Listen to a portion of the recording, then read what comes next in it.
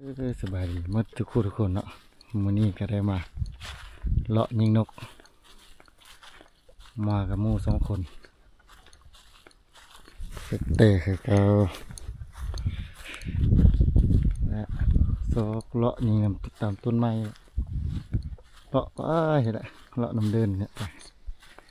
เบิ่งเนาะเป็นจังได๋มื้อนี้มาหาสิมานบ่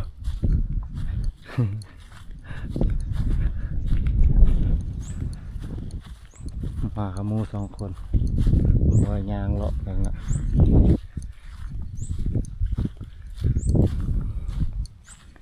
เอ้ย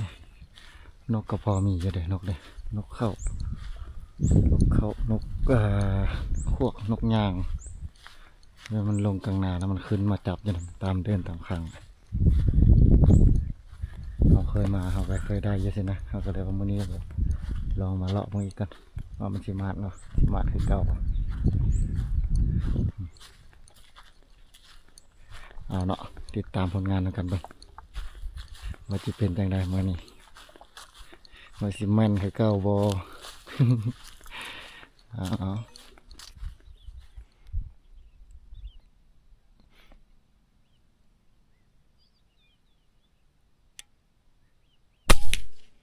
เรียบร้อยจัดไปอีก1 ตัว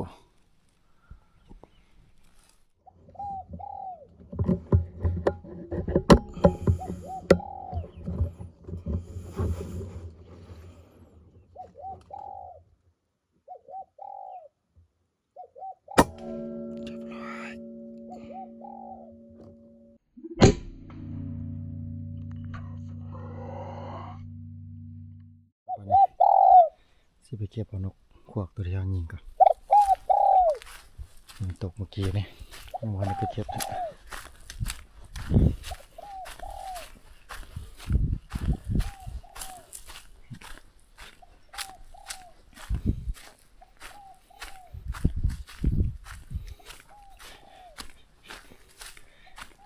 ปีกคือปีกแล้วเดี๋ยวนี้เห็นตกจะแล้วหรือมัน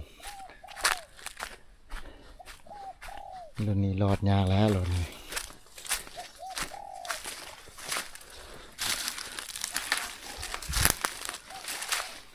รู้สึกว่าปืนเห่าคาเปลี่ยนสปริงมานี้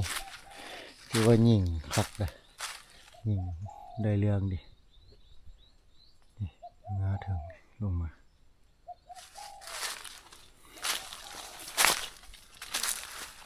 ตอนทำอิฐก็โอ้ยิงยากยิงดีดซ้ายดีดขวาลองเปลี่ยนสปริงบึงนะโอเคเลยยิงเปียเอา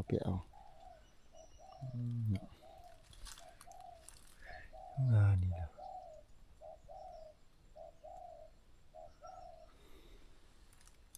โอ้นี่เป็นสีเบอร์ไม้เป็นสีเบอร์ไม้แล้วผมยังเห็นเรียบร้อยจัดไปอีกแต้มหนึ่งต้องติดตามกันดูมาชิมาดีกว่า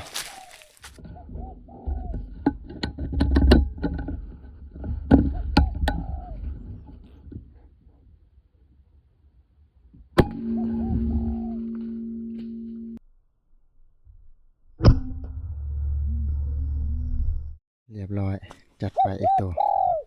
นกเขาบินมาเดี๋ยวโตแล้วมันบินมานี่ดูหัวปากของมันเลยมันจับต้นไม้นี่เรียบร้อยจัดไปอีก1 ตัวโอ้ยเรียบร้อยมาอีกแล้ว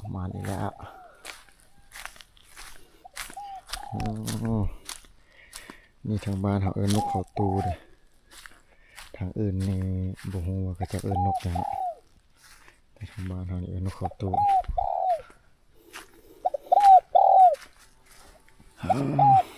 เรียบร้อยแล้ว2 แต้มมันจะเป็นยังไงมื้อนี้มันสิมานบ่ ถือว่ามื้อนี้แม่นแล้วมื้อนี้เลย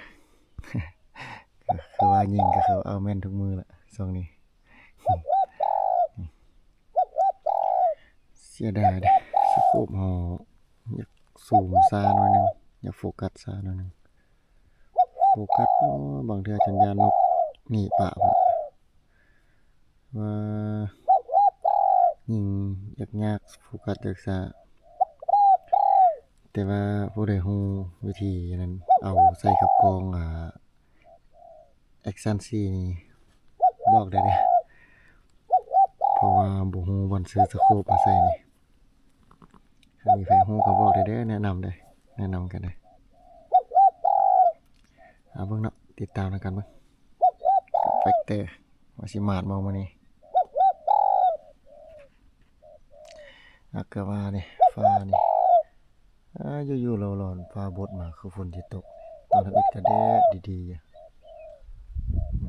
ฟ้านี่เราเป็นสิมาบาดนี่พกอีกก่อนโอ้มื้อนี้สิเอากลับก่อนย่างเลาะไปเลาะมาจนกลางเดินนี่ได้นกแต่2-3 ตัว นี่ก็ท่าแต่หมูออกมาเอินใส่กระจาละเอินนะใส่เราละเราออกมาเราตอบเรามันกลางเดินนี่มึงเราเลยว่าเราสิได้จักตัวกันแต่เฮานี่ได้แต่3 ตัวนี่มึงของเฮา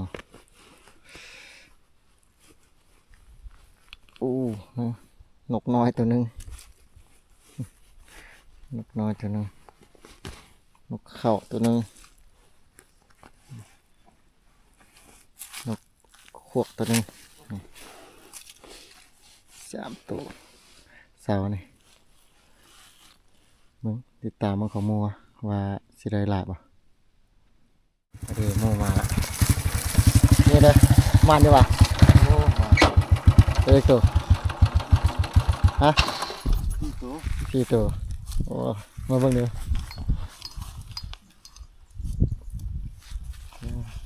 เราได้3 ตัวทัด นกขวดตัวนี้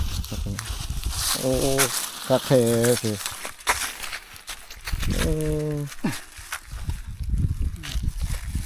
อันนี้ได้คักอันนี้ได้คักนกเขาตูนะโอ้โหเล็กบ้านครับเบิ่งบ่ได้เนาะอันนี้เลือดโอ้1 2 3 4 5 6 7 8 ตัวเนาะเจ้านี่ก็8 ตัวละมึงจะไปเลาะทางอื่นก่อนบัดนี้ว่ามันจะมานบ่ ติดตามแล้วกันบ้างเนาะบางทีมาบอกไวๆมาแล้วบินมาเป็นรังเลยอยู่ๆก็จะบินพายกดท่ายกันจนบ่ทันเหมือนซาด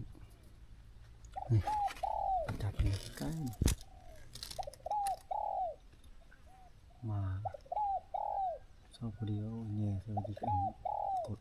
ท่ายกันเตรียมสิบินแล้วเมื่อกี้นี่โอ้ยจำเป็นละก็เลยว่ากดอันนั้นเลยซะกดไกลเลยซะนั่นซะนี่กดสดงามมาเบิ่งเลยอะไรอีกแต้มหนึ่งละอีกแต้มหนึ่งแต้มที่3นกเขาจัดไปเนาะมันจะมีอีกแต้มที่4วะวันนี้จักเป็นอะไรยิงนกตกหลายตัวอยู่วันนี้นะแต่ว่าบ่หันท่ายเขากดตัวถ่ายวิดีโอแล้วกดละแต่ว่านั่นเรียกว่ากดไปแล้วว่าถ่ายไปได้น้อยหนึ่งแล้วตัดฮอตบ้านเฮาสิยิงได้แท้แล้วตัด สียทิมๆละ3-4 บาทนี่นกตกมันตัวนึงก็ตกมันตัวนึงทำไมก็ตกกลางนี่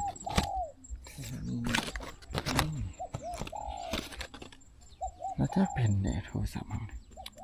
กดชัตเตอร์ก็กดชัดทีเลยกดปุ่มก็กดแบบ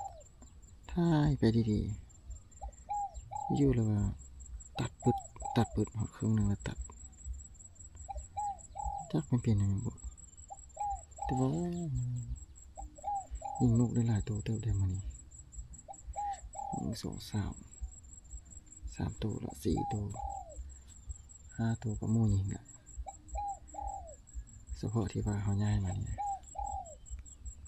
โอ้ยเสียดายสุดเสียดายที่ว่าเขากดถ่ายบ่ทันโอ้มื้อนี้ก็มานละอยู่แต่ว่าเสียดายมันบ่ได้สดให้หมู่คู่เบิ่งนำเนาะโอ้ยเสียดายมันเด้อที่ติดตามให้ก่อนตอนนี้ก็5 โมงละเบิ่งว่าฮอด5 โมงครึ่งมันประมาณแล้วก็สิได้ออกมาเนาะติดตามมันก่อนบัดนี้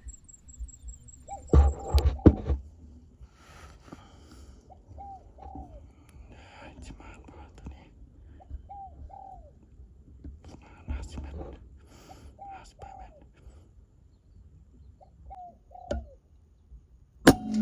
เรียบร้อย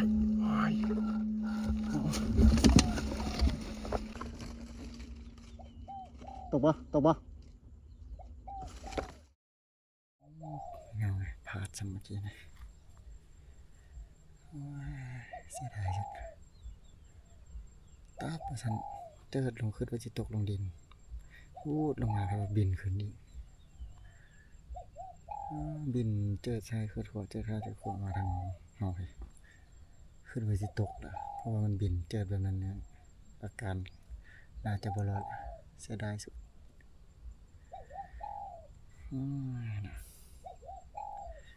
ติดตามกันบ้างว่ามันจะมาอีกบ่บ้านนี้ก็นั่นละตกเด่นใครจะตกเด่นละ6 โมงย่างละ5 โมงครึ่ง6 โมงย่างเก็บนกกันตกมีตัวนึงนี่นกเขาเก็บไปโอ้หัวไปได้แล้วปลาย1 ตัวปลายอีกตัว1 บาท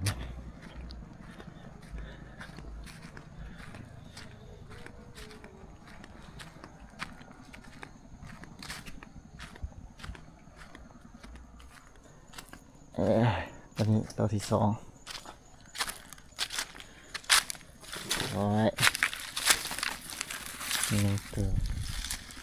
นกเขาถึงยากไปหาโมก่อนเมื่อกี้โมไปเก็บอยู่หันกับมีกันประมาณ3 ตัวนี่เราตัดสิรวมเบิ่งเนาะว่ามือนี้ว่าสิ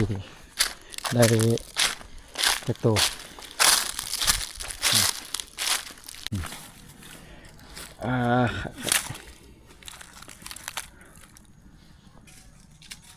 ได้มาซื้อตัวอ่ะ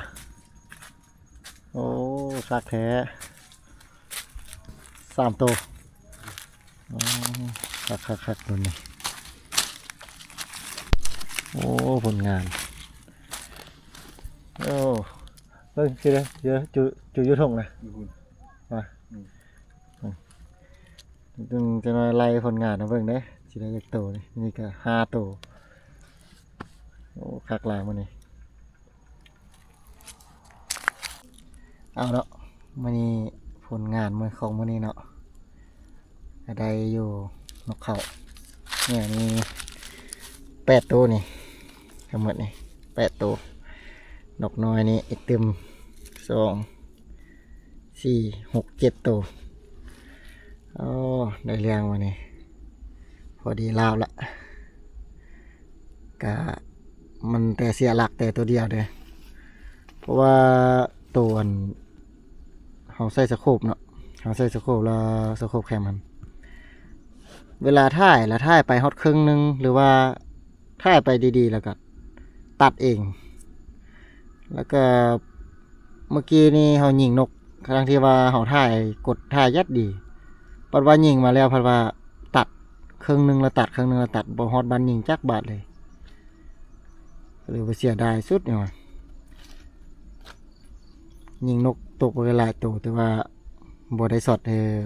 พี่น้องเบิ่งนำเนาะเอาวันนี้เขาก็สิได้ออกเมื่อก่อนบัดเนี่ยเฮงๆมันมาแล้วมื้อเนี่ย